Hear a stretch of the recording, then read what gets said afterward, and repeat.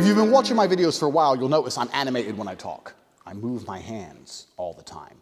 You can watch any of my Tate speeches, I move my hands. If you watch me on Twitter or Instagram, I move my hands when I talk. I'm always moving my hands when I talk. And this is a habit I've learned. And I've learned to do this. And the reason I learned to do this is I didn't think it was that interesting a story, but I told someone once and they found it was interesting. When I was young, I used to go to chess tournaments with my father. My father was one of the best chess players in the world. And a lot of the chess players were ex-KGB. And because they're Russians, and they're ex-KGB, and they now live in wherever, all over the world, and they're all chess players. So I hung around with a whole bunch of autistic nerds, my father, who was completely crazy and the best man alive, and KGB agents in one room. So it's a bit of an interesting scenario. And we were sitting, and I was sitting with my father, who spoke fluent Russian. My father spoke Russian fluently. He learned Russian in the Air Force. He was a linguist for the Air Force. In fact, he was intelligence. He worked for the CIA. Long story. Anyway, my father and about 3 Russians were sitting around talking in fluent Russian.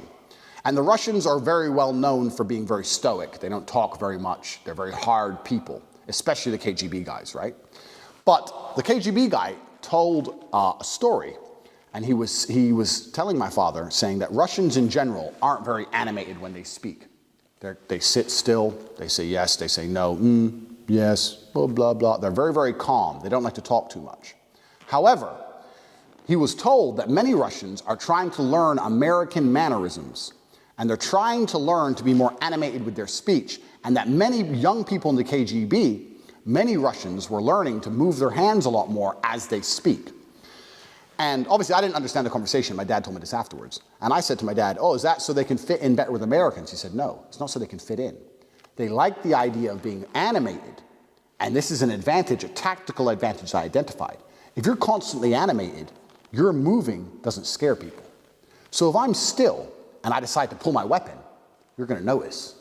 But if I'm always animated all the time, if I'm always moving every time I talk, you're not even going to fucking notice by the time I pull my gun. So they're saying the KGB agents, the younger ones, are learning to be more animated so they can attack you easier, and you're less likely to reply or respond. This is really interesting. I was told this at a young age. So I notice now, even now, if I'm in a room full of people and I'm constantly moving my hands, not that I'm a violent man, but especially if I'm in a room full of people I don't know, or if I'm in a bad situation, and if you watch these channels, you know I've been in a lot of bad situations. I always speak like this. And I speak like this because I'm always a step closer to smashing someone in the face than they anticipate. When they first, you'll notice, because humans identify these things. When I'm first in a room with 2 other men, and I'm moving my hands, at first they're a bit like, it's uneasy when a man's moving his hands. It's unusual, and they don't like it. But after 3 or 4 minutes, they're used to it. That's just how this crazy American talks. That's just how the American talks. He just likes to move his hands around. But now it's something I've learned, because being animated makes you more capable of assassination. And you never know. We live in a crazy world. Why not? I like to be expressive. But once I learned that the KGB are deliberately teaching their agents to be more animated in their speech, so they're more capable of drawing a weapon or attacking somebody, this stuck in my head, and I decided, you know what, that's how I'm going to speak in my life. And there's a few times in my life, stories I cannot tell on YouTube, where being animated got me the upper hand. It got me the upper hand, and it saved my life for real. So when people ask me, Andrew, why do you always move your hands so much? Why are you so animated when you speak? It's a learned habit, and it's a learned habit because I like the idea of tactical surprise. And this is why I'm always moving my hands.